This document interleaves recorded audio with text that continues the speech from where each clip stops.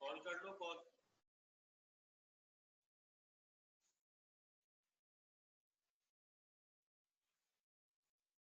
कर लिया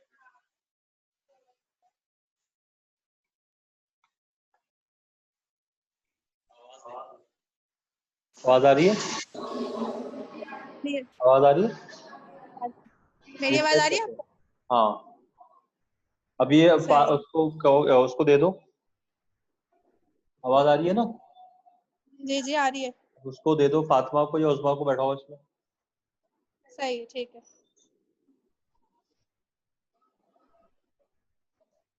यास्मीन को फोन करो। जी कर रही है सर।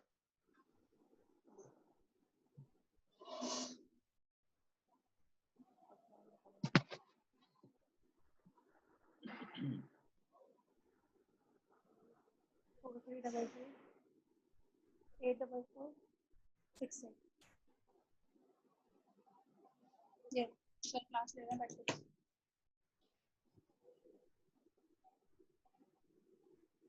क्या स्टार्ट हो गई क्लास?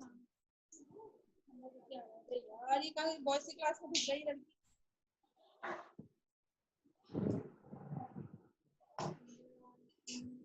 व्हाट्सएप पे कॉल। हट गई यास्मीन, हट गई। मदिया मिस हैंड भी लगा दे।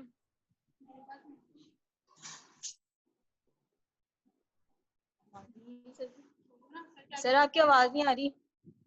मैं बोलूंगा तो आएगी ना। आ रही है आवाज? आ रही है आवाज? जी सर आ रही है। हाँ, यास्मीन क्यों आ रही है? बार बार इसको कॉल करो। सही कह रही है थी। और मदिया को यहाँ भेजो 1 मिनट। मिस आ रही है सर।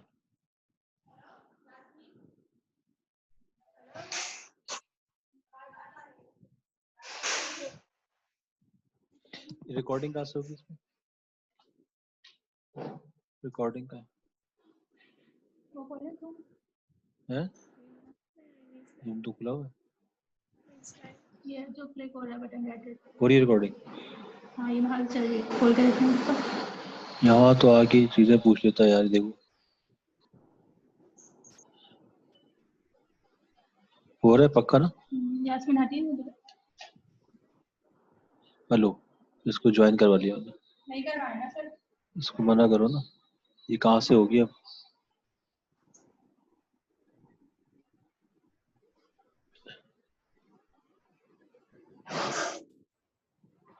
ये वापस रिटर्न कैसे जाएगी? हाँ, जैसे कहना भी सर क्लास ले रहा है। बात सुनो, ये रिटर्न कैसे होगी? तो ज्वाइनिंग हो रही है। रिमूव यार ये तो बाहर वाले कॉल कर रहे हैं, कॉल नहीं लग रही। यास्मीन क्या बोलो, बस कॉल मेरा तुमसे ले लो, कनेक्ट कर दो। आ रही है।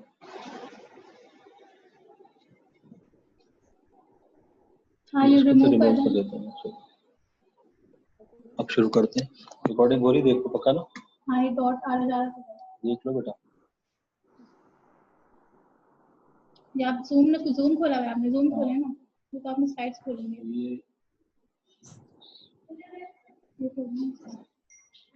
जी हेलो हेलो वालेकुम अस्सलाम। यास्मीन आपकी क्लास अभी नहीं है, अभी वॉइस की क्लास चल रही है, उसमें नहीं आना, ठीक है? ओके हाँ पाए जूम खुल नहीं रहा। ये जूम तो खुला हुआ है। ये जूम में स्लाइड है ना ये। हो रही है सर। अब वीडियो हटाएंगे तो आपकी वीडियो शेयर हो जाएगी। हाँ सही है। हो रही है ना? हाँ रिकॉर्डिंग तो यहाँ से आती है पूरी, हो रही है ना? पक्का? कंफ्यूजन हो रहा है मुझे। यहाँ पे लिख के बनाओ।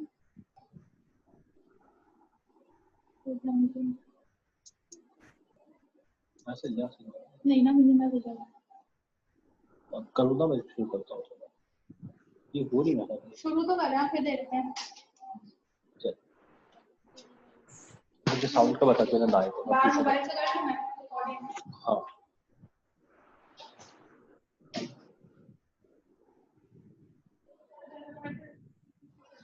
कैसे हेलो हेलो, अस्सलाम वालेकुम।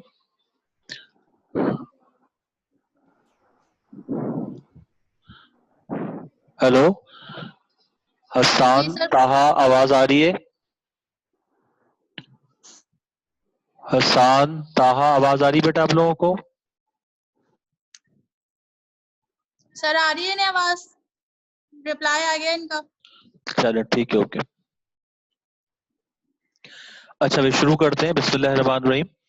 देखिए बेटा, ये सेकेंड ईयर की आपकी आज पहली क्लास है, और जैसा आप जानते हैं कि इस सिचुएशन में हम ऑनलाइन क्लासेस ले रहे हैं, और आप फर्स्ट ईयर में आपको प्रोमोट कर दिया गया है। इसकी डिटेल मैं आपको पहले बता चुका हूँ कि उस प्रमोशन का जो है वो आप पर क्या इम्पैक्ट आएगा, और वो सबसे जो उसका खराब इम्पैक्ट ये है, बैड इम्पैक्ट ये है कि आप लोग की जो परसेंटेज है वो अब सिर्फ सेकेंड ईयर की काउंट होगी। यानी जो आप सेकेंड ईयर में जो भी आपका रिजल्ट होगा वही आपका रिजल्ट फर्स्ट ईयर का भी काउंट हो जाएगा, और इसी रिजल्ट के बिहाफ पर आपका फर्दर यूनिवर्सिटी में एडमिशन होगा।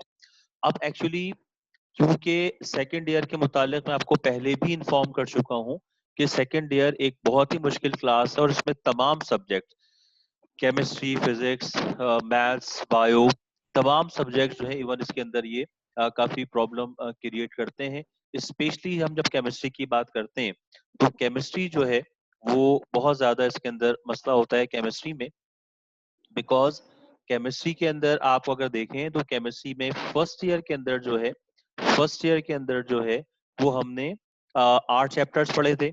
लेकिन जब हम बात करते हैं सेकेंड ईयर की, तो सेकेंड ईयर में जो चैप्टर्स की तादाद है वो चैप्टर्स की तादाद 11 चैप्टर्स है। फर्स्ट ईयर में हमने सिर्फ एक ब्रांच केमिस्ट्री की डिस्कस की थी, और वो ब्रांच थी फिजिकल केमिस्ट्री। और सेकेंड ईयर के अंदर हम organic chemistry, inorganic chemistry, industrial chemistry और बायोकेमिस्ट्री, इन तमाम को हम डिस्कस करेंगे। लिहाजा लिहाजा इस लिहाज से सेकेंड ईयर एक काफी मुश्किल कोर्स है। सेकेंड ईयर का लेंथ वाइज भी आप देखें कि फर्स्ट ईयर में 8 चैप्टर थे, लेकिन सेकेंड ईयर के अंदर जो है वो चैप्टर्स की तादाद 11 है, तो 3 चैप्टर एक्सीड हो जाते हैं। और जो सबसे बड़ा इशू है, सबसे बड़ा इशू ये है कि फर्स्ट ईयर के अंदर अगर आपको याद हो कि फर्स्ट ईयर में chapter number 1, chapter number 2, chapter number 5, chapter 6, chapter 7 और चैप्टर नंबर 8, इन तमाम चैप्टर्स के अंदर न्यूमेरिकल्स थे, और उस न्यूमेरिकल्स की वजह से आपको काफी सपोर्ट मिल रही थी। अगर आपको न्यूमेरिकल्स प्रॉपर समझ में आ जाएं तो न्यूमेरिकल से आप एक अच्छा खासा पार्ट आपका न्यूमेरिकल से आप अटेम्प्ट कर सकते हैं। लेकिन सेकेंड ईयर इंटायरली डिफरेंट है। सेकेंड ईयर एंटायरली डिफरेंट है, और उसमें सबसे बड़ा डिसएडवांटेज तुम्हें ये है कि सेकेंड ईयर के अंदर कोई न्यूमेरिकल नहीं है। इस न्यूमेरिकल की जगह सेकेंड ईयर में जो है वो जनाब इक्वेशंस आ गई हैं, इक्वेशंस कंप्लीट करनी है, इक्वेशन बैलेंस करना है। इसके अलावा जितने भी आप चैप्टर्स पढ़ेंगे इनऑर्गेनिक केमिस्ट्री के, ऑर्गेनिक केमिस्ट्री के, उन तमाम के अंदर जो है वो आपको इक्वेशंस डिस्कस करनी है। लिहाजा इस इक्वेशंस की वजह से आपके पास जो चीजें हैं वो काफी मुश्किल हो जाती है सेकेंड ईयर के अंदर। सेकेंड ईयर के अंदर क्योंकि चैप्टर ज्यादा हैं और इक्वेशंस बहुत ज्यादा हैं, इस वजह से आपको सेकेंड ईयर की केमिस्ट्री कंपैरेटिवली फर्स्ट ईयर आपको बहुत मुश्किल लगेगी। अच्छा, वैसे आप देखें कि फर्स्ट ईयर की केमिस्ट्री भी आपको मुश्किल लग रही थी, लेकिन आप जब सेकेंड ईयर पढ़ेंगे तो आपको ये अंदाजा होगा कि सेकेंड ईयर की केमिस्ट्री के मुकाबले में फर्स्ट ईयर एक बहुत ही आसान कोर्स है। बहरहाल वो टाइम गुजर गया। जो छोटी सी बात मैं बार बार, जो मैंने पहले सेशन में भी आपको इन्फॉर्म किया था और बार बार मैं बच्चों को इन्फॉर्म कर रहा हूँ, दो बातें पहले हम शेयर करते हैं और उसके बाद हम कोर्स पर आ जाते हैं। स्क्रीन पर आपको सेकेंड ईयर का कोर्स आउटलाइन नजर आ रहा होगा, लेकिन दो चीजें बेटा अच्छी तरह जहन में रखना, बहुत इंपॉर्टेंट चीज। पहली बात ये कि ऑनलाइन क्लासेस फिजिकल क्लासेस का ऑल्टरनेट नहीं है। लिहाजा आप दुआ करें कि जैसे ही ये तमाम पेंडेमिक सोल्यूशन सिचुएशन खत्म हो तो हम उसके बाद अपनी फिजिकल क्लासेस शुरू कर सकें, क्योंकि फिजिकल इसके अंदर आपके देखें टेस्ट सिस्टम आपका डैमेज हुआ हुआ है। ऑनलाइन में टेस्ट प्रॉपर नहीं हो पाएंगे। हम कोशिश करेंगे कि आपको असाइनमेंट वगैरह हमने इसकी डिटेल मैं पहले इन्फॉर्म कर चुका हूँ। सेकंड चीज ये कि जब आप सेंटर आ रहे होते हैं और टेस्ट दे रहे होते हैं तो आप टीचर से कनेक्टेड होते हैं, स्पेशली टेस्ट के हवाले से।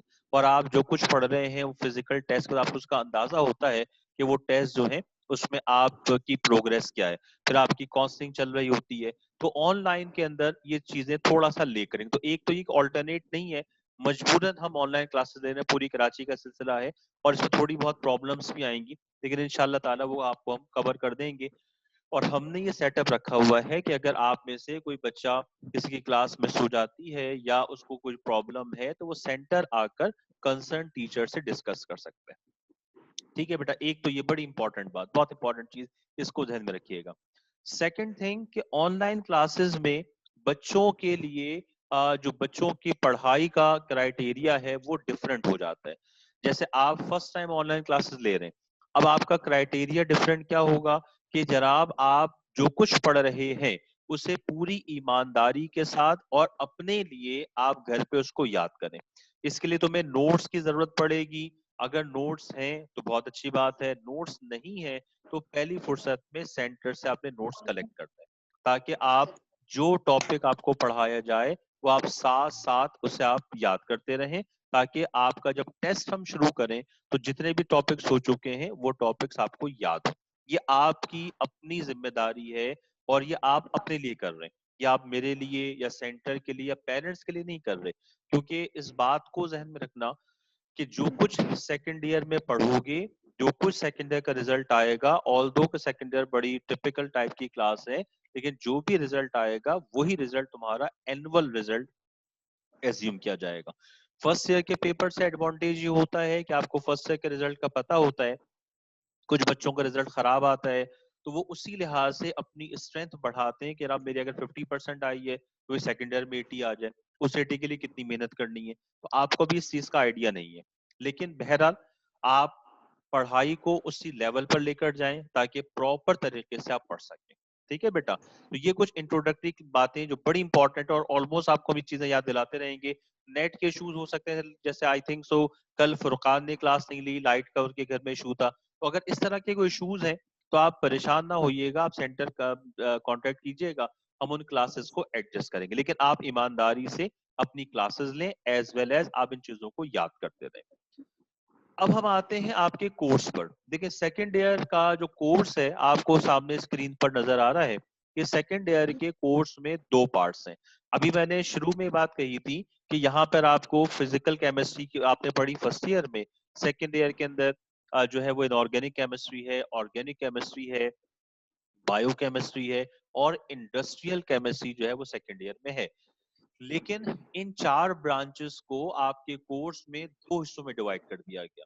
एक पार्ट वन इनऑर्गेनिक केमिस्ट्री और दूसरा पार्ट टू ऑर्गेनिक केमिस्ट्री। और इसी ऑर्गेनिक केमिस्ट्री के अंदर बायोकेमिस्ट्री भी है और जो है वो इंडस्ट्रियल केमिस्ट्री भी। आप देख सकते हैं यहाँ पर जो चैप्टर नंबर 10 है वो केमिस्ट्री ऑफ लाइफ, ये रिलेटेड है बायोकेमिस्ट्री से।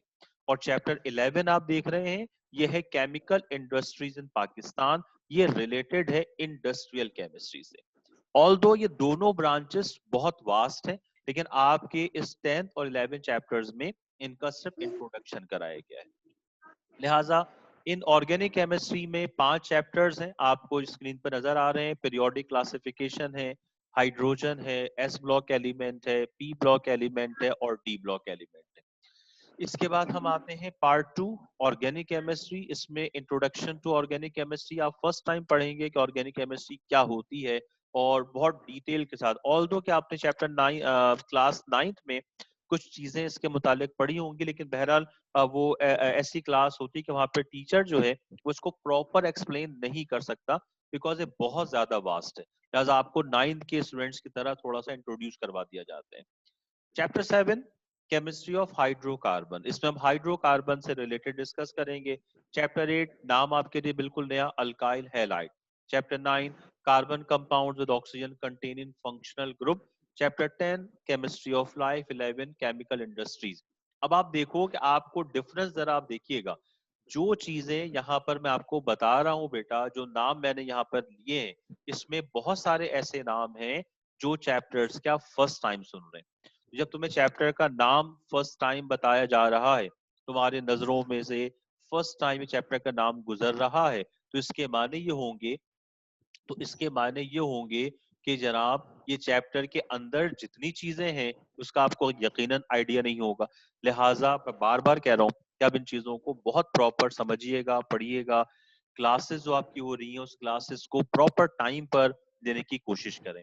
मैंने एक बात कही थी और सर वसीम ने कल उसको शायद दोबारा से आपको वजाहत की, कि मैंने कहा था कि हम लेक्चर जो है अपलोड कर देंगे, तो वो लेक्चर हम वीकली अपलोड करेंगे, क्योंकि अगर हम लेक्चर रोजाना डेली बेस पे अपलोड करते हैं तो बच्चा सिर्फ लेक्चर जो है वो बाद में कभी भी देखकर, और ऑनलाइन क्लासेस हमारी रेगुलर या लाइव क्लासेस वो आप नहीं ले पाएंगे। लिहाजा हमारा प्रोग्राम था हम पहले रिकॉर्डेड लेक्चर दें, लेकिन हम ये लेक्चर सारे जो है वो लाइव दे रहे हैं, ताकि आप प्रॉपर एक क्लास का एटमॉस्फेयर बन जाए।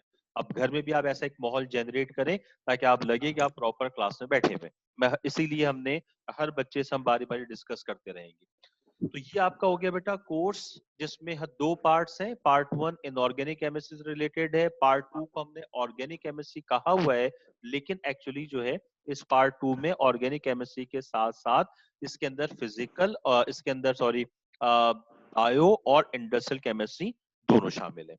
अब थोड़ी सी एक छोटी सी बात पहले मैं आपको बताऊं कि हमने यहाँ शुरू किए हैं केमिस्ट्री। केमिस्ट्री को आप कैसे डिफाइन करेंगे, ये आपने लास्ट टाइम पढ़ा था। केमिस्ट्री के माने होते हैं, केमिस्ट्री हम कहते हैं कि the branch of science which deal the properties, composition and structure of matter is called chemistry. Science की ऐसी ब्रांच को जिसमें हम मैटर की प्रॉपर्टीज को, मैटर की स्ट्रक्चर को और मैटर की जो है वो स्ट्रक्चर प्रॉपर्टीज को हम डिस्कस कर रहे होते हैं, इसे हम नाम देते हैं केमिस्ट्री का। अब मैटर हम किसे कहते हैं, तो मैटर हम कहते हैं एनीथिंग व्हिच हैज वेट और mass and occupies space is called matter. जितनी भी चीजें जो वजन रखती हैं और जगह घेरती हैं उन्हें हम कहते हैं मैटर। लिहाजा इस डेफिनेशन के मुताबिक दुनिया की तमाम चीजें मैटर हैं। तो जिस चीज को भी आप डिस्कस करेंगे उसको हम केमिस्ट्री में या फिजिक्स में हम डील कर सकते हैं। हमें यहाँ पर मैटर की प्रॉपर्टीज डिस्कस करनी है, मैटर का हमें स्ट्रक्चर डिस्कस करना है। अच्छा, जो प्रॉपर्टीज हैं वो फिजिकल केमिकल होती हैं, ये बेसिक्स केमिस्ट्री है। अब केमिस्ट्री क्योंकि बहुत वास्ट हो गई, लिहाजा केमिस्ट्री को एक्सप्लेन करने के लिए और इसको फर्दर आगे जाकर इसको प्रॉपर डिस्कशन के लिए हमने केमिस्ट्री को छोटी छोटी ब्रांचेस में डिवाइड कर लिया। ब्रांचेस आप देखें कि क्लासरूम, आप क्लास में बैठे होते हैं, अब जहां पर 20 स्टूडेंट्स की कैपेसिटी होती है वहां 20 की बजाय 25-30 हो जाए तो एक नया सेक्शन बना दिया जाता है। इस तरह केमिस्ट्री में ब्रांचेस कैसे बना दी गई हैं कि जो अलग अलग टॉपिक्स अब केमिस्ट्री में डिस्कस होते चले जाते हैं, तो हमने उसके अलग अलग ब्रांचेस बना दी। बहुत सारी ब्रांचेस हैं, कुछ आपने 9th क्लास में पढ़ी होंगी। यहाँ पर जो फर्स्ट ईयर और सेकंड ईयर है, इसमें दोनों सालों को मिलाकर टोटल हमें 5 ब्रांचेस डिस्कस करनी है। एक फिजिकल केमिस्ट्री, एक इनऑर्गेनिक केमिस्ट्री, एक बायोकेमिस्ट्री, एक जो है वो इंडस्ट्रियल केमिस्ट्री। ये ब्रांचेस हमें डिस्कस करनी है। इसमें फिजिकल केमिस्ट्री हम डिस्कस कर चुके हैं फर्स्ट ईयर में, और रिमेनिंग जो है वो हम यहाँ पर पढ़ने जा रहे हैं। ठीक है बेटा, तो ये हमारा जनाब ये जो है वो आपके सामने अभी हमने कोर्स आउटलाइन डिस्कस की। अब आप देखें कि आपकी स्क्रीन पर जो है वो पेपर पैटर्न जो है वो आ गया कि आपका पेपर पैटर्न कैसा होगा। टोटल जो आपके पास चैप्टर्स हैं वो अभी आपको मैंने बताया कि 11 चैप्टर्स हैं। इस 11 चैप्टर्स में से 85 मार्क्स का आपका पेपर होगा और इसकी ड्यूरेशन 3 आवर्स है, यानी 180 मिनट्स। 15 नंबर का आपका प्रैक्टिकल है, टोटल 100 मार्क्स का पेपर है। इसमें ड्यूरेशन बहुत इंपॉर्टेंट है, ये बात मैंने आपको पहले भी समझाई थी, आज हम फिर उसको एक्सप्लेन करते हैं। तो 3 आवर्स का आपका पेपर है बेटा, यानी 180 मिनट्स। इसका जो पेपर पैटर्न है वो ऑलमोस्ट, अगर आप क्वेश्चंस को अटेम्प्ट करने के लिहाज से देखें तो वो वैसे ही है जो तुमने फर्स्ट ईयर में पढ़ा, लेकिन जैसा मैं बार बार कह रहा हूं कि सेकेंड ईयर के अंदर जो है वो 2 सेक्शंस हैं, एक इनऑर्गेनिक सेक्शन है और दूसरा ऑर्गेनिक सेक्शन है। लिहाजा जो पेपर बनेगा आपका वो इन दोनों सेक्शन से अलग अलग बनेगा। इनऑर्गेनिक सेक्शन से आपने अलग क्वेश्चंस को अटेम्प्ट करना है, ऑर्गेनिक सेक्शन से आपने अलग क्वेश्चंस को अटेम्प्ट करना है। अगर आपको कोई प्रॉब्लम हो रही है किसी भी स्टूडेंट्स को तो वो चैट करके बता सकता है, आवाज अगर क्लियर नहीं आ रही है, कोई इशू हो तो आप साथ साथ डिस्कस कर सकते हैं। ठीक है बेटा? ओके, तो पेपर पैटर्न ऑलमोस्ट सिमिलर है, जो क्वेश्चंस की तादाद है और जो टोटल मार्क्स हैं, जो ड्यूरेशन, वो सेम है, लेकिन चेंज क्या हो रहा है कि क्योंकि यहाँ 2 पार्ट्स में पढ़ने हैं, इनऑर्गेनिक और ऑर्गेनिक, इस वजह से यहाँ पर दोनों सेक्शन से अलग अलग क्वेश्चंस आएंगे। लिहाजा सेक्शन ए फर्स्ट ईयर की तरह 17 मार्क्स का आपका सेक्शन होगा और इस सेक्शन में 17 एमसीक्यूज आएंगे। एमसीक्यूज के माने क्या होंगे बेटा? मल्टीपल चॉइस क्वेश्चंस, यानी 17 आपके पास ब्लैंक्स होंगी, उनके 4 ऑप्शंस आपको दिए जाएंगे और जो सही आंसर है वो आपने लिखना है। इसमें आपको पता है कि कोड नंबर डला हुआ होता है, आप पहले प्रॉपर कॉपी पर कोड लिखिएगा और उस कोड के लिहाज से आपने जो है वो एमसीक्यूज का आंसर लिखना है। बिकॉज जितने स्टूडेंट्स क्लास में बैठे हुए हैं उनके पास 4 टाइप्स के एमसीक्यूज आते हैं। एमसीक्यू सेम होते हैं, उनकी सीक्वेंस जो है वो डिफरेंट होती है। तो अगर आप आगे पीछे देख कर लिख रहे हैं तो अगर आपने कोड डिफरेंट लिख दिया तो इसकी वजह से जो है वो आपके एमसीक्यूज के आंसर गलत होंगे। तो इसका ख्याल रखिएगा कि जो आपके पास पेपर है उस पेपर का प्रॉपर कोड आपने वहां पर लिखना है।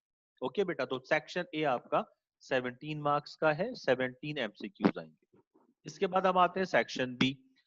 सेक्शन बी जो है वो शॉर्ट आंसर क्वेश्चंस हैं कि आपको जो क्वेश्चंस दिए जाएंगे उसके शॉर्ट आंसर लिखने हैं, 4 लाइंस के, 5 लाइंस के, यानी कि टू दी पॉइंट जो पूछा गया है वो लिखें, उसके मुतालिक बहुत ज्यादा आपको ब्रीफ करने की जरूरत नहीं है।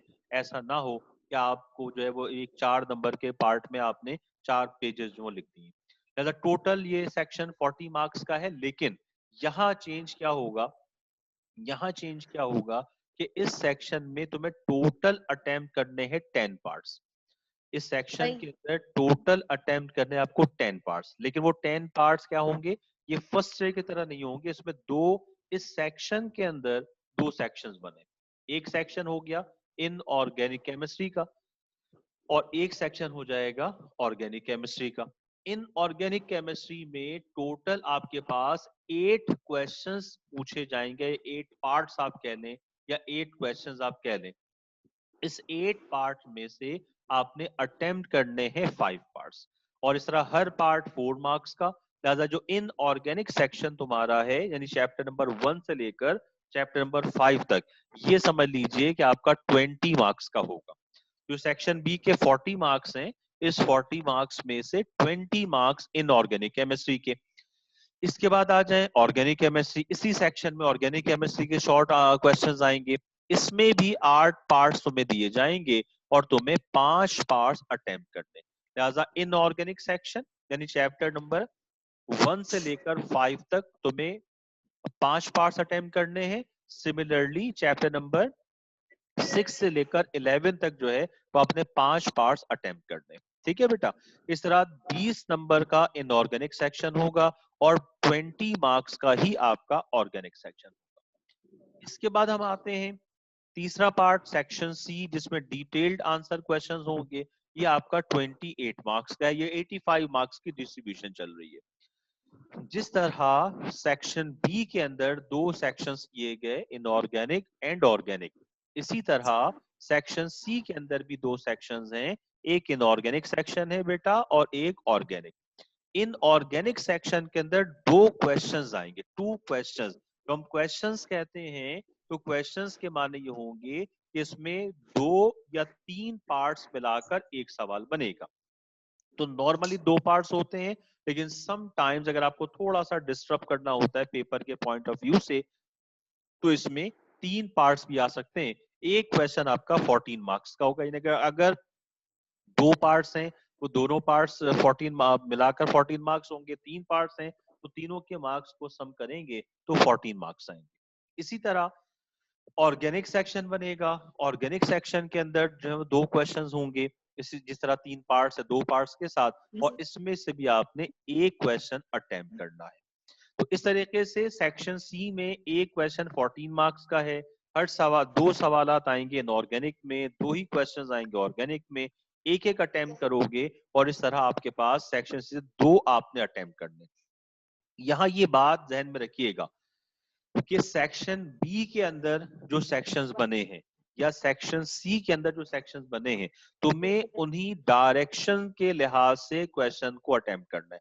ऐसा नहीं हो सकता कि अगर आप सेक्शन बी अटेम्प्ट कर रहे हैं तो आप सेक्शन बी के आपको 8 पार्ट्स आते हैं, 8 पार्ट्स आए और आपको 8 के 8 पार्ट बहुत अच्छे आते हो, तो आपने सेक्शन बी के इन ऑर्गेनिक सेक्शन में से 8 पार्ट कर लिए और ऑर्गेनिक्स में से 2 कर लिए। ऐसा पॉसिबल नहीं है। या आप सेक्शन सी में आपने इनऑर्गेनिक के दोनों कर लिए या ऑर्गेनिक के दोनों कर लिए और एक सेक्शन छोड़ दिया, तो वो क्वेश्चन जो एक्सेप्टेबल नहीं होगा। इसी डायरेक्शन से आपने अपना पेपर अटेम्प्ट करना है। अगर आप बगौर देखें तो आप देखें कि एक सवाल आपको मल्टीपल चॉइस का करना है, इसका 20 मिनट्स आपको दिया जाएगा। टोटल जो टाइम है वो 180 मिनट्स है। मल्टीपल चॉइस क्वेश्चन आपके 17 मार्क्स के हैं और इसके लिए आप तुम्हें 20 मिनट्स जो है तुम्हें दिया जाएगा।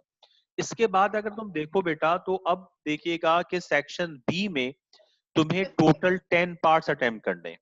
सेक्शन सी में तुम्हें टोटल 6 पार्ट्स अटेम्प्ट करने हैं। एक क्वेश्चन के 3 पार्ट्स हैं, तो 3 पार्ट्स इनऑर्गेनिक से, 3 पार्ट्स ऑर्गेनिक से, टोटल हो गए 6। लिहाजा सेक्शन बी और सेक्शन सी इन्हें मिलाकर तुम्हें 16 पार्ट्स अटेम्प्ट करने। अब 180 मिनट्स का पेपर है, 3 आवर्स, 20 मिनट्स आप अलग कर दें एमसीक्यूज के, अब कितने बच गए? 160 मिनट्स बच गए। ये बाइफर्केशन मैं आपको पहले बता चुका हूं, लेकिन क्योंकि बहुत ज्यादा गैप आ गया तो दोबारा से इसको बता रहा हूँ। तो 180 मिनट्स में से 20 मिनट्स तुम्हारे 20 मिनट्स जो है तुम्हारे वो चले गए किसमें? एमसीक्यूज में। अब बच गए 160 मिनट्स। इस 160 मिनट्स में इस 160 मिनट्स में तुम्हें 16 पार्ट्स अटेम्प्ट करने, 10 पार्ट सेक्शन बी के और 6 पार्ट सेक्शन सी के। लिहाजा 16 पार्ट्स तुम्हें अटेम्प्ट करने हैं 160 मिनट्स में। तो जो तुम्हारा टाइम बनता है पर क्वेश्चन, वो बनता है 10 मिनट्स पर पार्ट, 10 मिनट्स पर पार्ट। कि अगर आप अपना जो अपना रिदम बनाते हैं, अपनी प्रैक्टिस करते हैं कि आप एक पार्ट 10 मिनट्स में अगर सॉल्व कर लेते हैं, तो आप 160 मिनट्स में आसानी से पूरा पेपर सॉल्व कर लेंगे। अब इसमें कुछ ऐसे पार्ट्स होते हैं जो बहुत अच्छे आपको आते हैं, बहुत पक्का याद होता है, आप घर से रिवाइज करके गए, वो पेपर में मौजूद हुआ, तो आप फौरी तौर पर उसको अटेम्प्ट कर लेंगे। तो वो बमुश्किल उसमें 7 मिनट लगेंगे या 5 लगेंगे या 8 लगेंगे। तो इस तरह आप कुछ पार्ट्स में से टाइम बचा सकते हैं, और जो टाइम बचेगा उस टाइम को आप कुछ बड़े पार्ट्स में या ऐसे पार्ट्स में जो जो जिसमें आपको कंफ्यूजन है, या ऐसे पार्ट्स में जहां पे आपको ज्यादा टाइम लग रहा है या आपको डायग्राम बनानी है, उन पार्ट्स में आप वो जो रिमेनिंग टाइम बचा हुआ आपका टाइम है वो वहां पर आप एडजस्ट कर सकते हैं। लिहाजा इस बात को ध्यान में रखिएगा बेटा कि आपको 10 मिनट्स के अंदर एक पार्ट अगर आप अटेम्प्ट करने की अपनी आदत बना लें, प्रैक्टिस कर लें, और ये प्रैक्टिस आपको टेस्ट से ही आ सकती है, तो इस तरीके से आप पूरा पेपर आसानी के साथ सॉल्व कर सकते हैं। तो ये आपका हो गया पेपर पैटर्न। अब इसके बाद हम आते हैं जनाब चैप्टर नंबर 1। चैप्टर नंबर 1 जो है ये है पीरियोडिक क्लासिफिकेशन। अब पीरियोडिक क्लासिफिकेशन क्या है मैं अभी आपको एक्सप्लेन करता हूं। इससे पहले हम आते हैं इसके लर्निंग ऑब्जेक्टिव्स पर। कि इस चैप्टर के अंदर हम चैप्टर नंबर 1 पहले हम इनऑर्गेनिक सेक्शन पढ़ाएंगे, फिर हम ऑर्गेनिक पे आ जाएंगे, जब तक इंशाल्लाह हालात बेहतर हो जाएंगे। अब देखें कि लर्निंग ऑब्जेक्टिव में सबसे पहले हम पढ़ेंगे इंट्रोडक्शन कि जनाब पीरियोडिक क्लासिफिकेशन क्या है। इसके बाद अल-राजी वर्क है, डो ब्रीनियर ट्राइड्स हैं, न्यूलैंड्स लॉ ऑफ ऑक्टेव है, Lothar Meyer's classification, Mendeleev periodic table, फिर advantages and disadvantages of Mendeleev periodic table, फिर modern periodic table, then long form of modern periodic table. इसके बाद types of elements based on electronic configuration, और आखिर में हम पढ़ेंगे identification of period, block and group. ये हम डिस्कस करेंगे। लिहाजा लिहाजा अब इसके अंदर जो है, इसमें हमें पीरियोडिक क्लासिफिकेशन शुरू करनी है। पीरियोडिक क्लासिफिकेशन हम किसे कहते हैं, क्या चीज है? यहाँ पर देखिएगा, पीरियोडिक के माने होंगे, पीरियोडिक के माने ये हैं कि रिपीटेशन। पीरियोडिक के माने जो हैं वो रिपीटेशन है कि कोई चीज अगर बार बार रिपीट हो रही हो, बार बार रिपीट हो रही हो, एक स्पेसिफिक टाइम के बाद रिपीट हो जाए, तो उसको हम नाम देते हैं पीरियोडिक का। ठीक है, इसे हम नाम देते हैं पीरियोडिक का। क्लासिफिकेशन के माने होते हैं अरेंजमेंट, कि किसी चीज को स्पेसिफाइडली अरेंज करना जो है, इसे हम नाम देते हैं क्लासिफिकेशन का। लिहाजा अब इस चैप्टर में मैं आपको एक छोटी सी मिसाल दूं, जरा आप गौर से मेरी बात सुनना बेटा। इसकी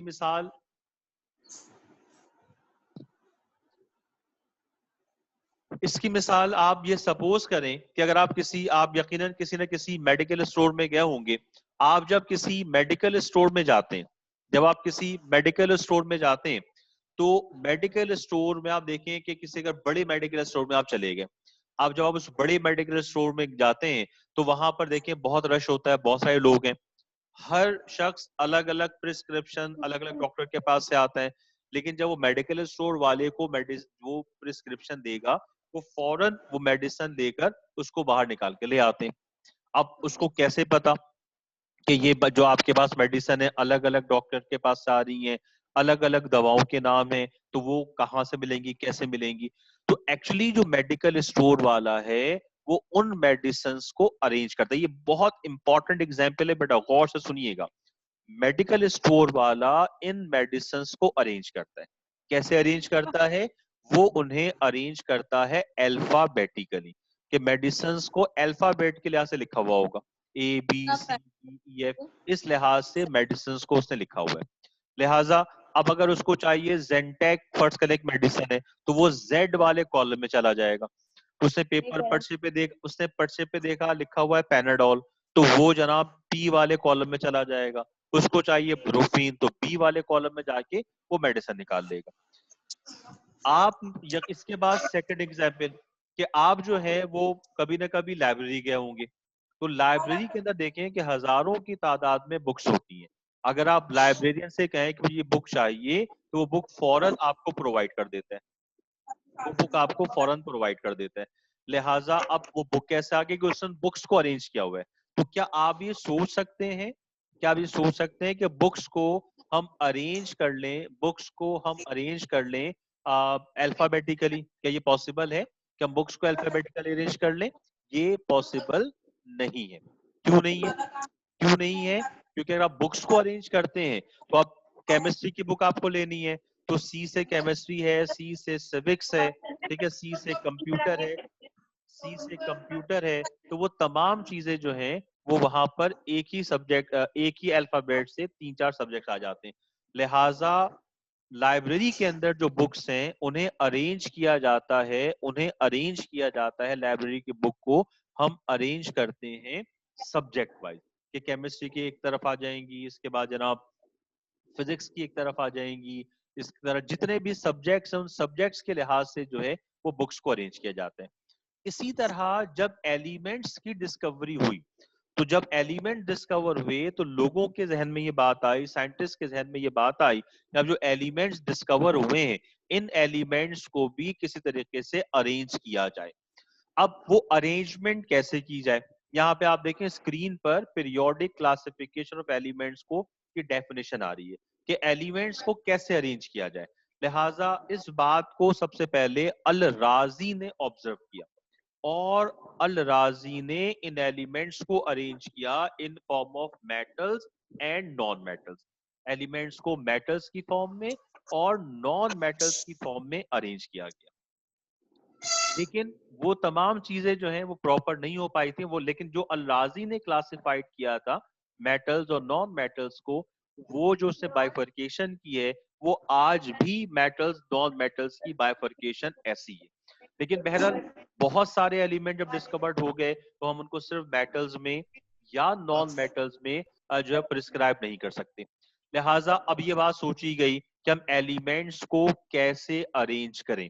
इसलिए एलिमेंट्स को अरेंज करने के लिए हमने उनकी फिजिकल और केमिकल प्रॉपर्टीज को हमने ऑब्जर्व करना शुरू किया। तो एक ऐसा मेथड जिस मेथड के जरिए, जिस चीज के जरिए हम एलिमेंट्स को अरेंज कर सकें, एक स्पेसिफाइड फॉर्म में अरेंज कर सकें, ताकि उसको हम समझ सकें, उसकी प्रॉपर्टीज को हम पढ़ सकें और आइंदा आने वाले एलिमेंट्स अरेंज हो सकें, इन तमाम प्रोसेस को हम नाम देते हैं पीरियोडिक क्लासिफिकेशन का। पीरियोडिक हम आगे जाके और इसको हम एक्सप्लेन करेंगे पीरियोडिक को। तो अब क्लासिफिकेशन के माने कि एलिमेंट्स को उनकी प्रॉपर्टीज के लिहाज से एक स्पेसिफाइड तरीके से मैनेज किया गया, जिसे हम नाम देते हैं पीरियोडिक क्लासिफिकेशन। और जिस चार्ट में एलिमेंट्स को अरेंज किया गया उस चार्ट को हम नाम देते हैं पीरियोडिक टेबल का। अब जरा आप डेफिनेशन देख लें कि when sufficient numbers of elements and their compounds becomes known, जब बहुत सारे एलिमेंट्स की हमें मालूमात हो गई, the chemist strongly felt to need to classify them in order to understand and interpret their properties. The result of this determination lead to number of periodic tables. लिहाजा elements को जो है वो हमने इस तरीके से मैनेज कर लिया कि जो एलिमेंट्स आए उनकी प्रॉपर्टीज को देखते हुए हमने इन एलिमेंट्स को एक खास अरेंजमेंट में अरेंज किया। इस अरेंजमेंट को हम कहते हैं पीरियोडिक क्लासिफिकेशन। अब पीरियोडिक क्लासिफिकेशन जो चैप्टर हम डिस्कस करेंगे, इस चैप्टर में हम तीन हिस्से इस चैप्टर के। पहले पार्ट में कि एलिमेंट से किस तरह से साइंटिस्ट ने किस तरह से एलिमेंट्स को अरेंज किया, वो कौन कौन से लॉज हैं, कौन कौन सी चीजें जिसके जरिए, किन लॉज के जरिए एलिमेंट्स को अरेंज किया गया। सेकेंड पार्ट में जब अरेंज कर दिया गया तो एक हमारे पास चार्ट आ गया, उसको हम पीरियोडिक टेबल कहते हैं। तो पीरियोडिक टेबल क्या है, उसकी प्रॉपर्टीज क्या है, उसको हम कैसे ऑब्जर्व करेंगे। और थर्ड पार्ट में जो एलिमेंट्स अरेंज किए गए हैं उनको हमने किस तरह से क्लासिफाइड करके उनकी प्रॉपर्टीज वगैरह क्या है, और अगर हमें मालूम करना हो किसी एलिमेंट का ब्लॉक क्या है और पीरियड क्या और ग्रुप क्या, तो वो सारी बातें हम थर्ड पार्ट में डिस्कस करेंगे। लिहाजा नेक्स्ट क्लास से हम ये शुरू करेंगे कि कौन से लॉज हैं, कौन सी स्टेटमेंट्स हैं, कौन सी थ्योरीज हैं जिसके जरिए एलिमेंट्स को पीरियोडिक टेबल में अरेंज किया गया। ठीक है बेटा, तो आई होप दैट ये आज की आपको इंट्रोडक्टरी क्लास समझ में आई होगी। अपना फीडबैक आपने लाजमी तौर पर देना है। अभी हम थोड़ा थोड़ा करके शुरू कर रहे हैं, जब आप प्रॉपर यूज टू हो जाएंगे, आपको समझ में आना शुरू हो जाएगा, अंडरस्टैंड आप प्रॉपर करना शुरू कर देंगे, तो फिर हम ज्यादा टॉपिक्स भी डिस्कस करेंगे। आज हम यहाँ तक इसको वाइंड अप करते हैं। अब इंशाल्लाह आपकी क्लास जो है मंडे से फिजिक्स, मैथ्स, केमिस्ट्री सबकी क्लासेस शुरू हो जाएंगी, वो प्रॉपर हो जाएंगी ताकि आप ज्यादा चीजें जो है उसमें समझ सकें, थोड़ी सी आपकी अपनी जो है स्ट्रेंथ में इजाफा हो सके। ठीक है बेटा, आपको जो भी अगर कोई प्रॉब्लम है किसी तरह की, आप तो आप उसको चैट जो है वो आप व्हाट्सएप कर सकते हैं, मैसेज कर सकते हैं या मुझे कॉल कर सकते हैं। ओके बेटा, अल्लाह हाफिज, दैट्स ऑल टुडे। से बात करके मैं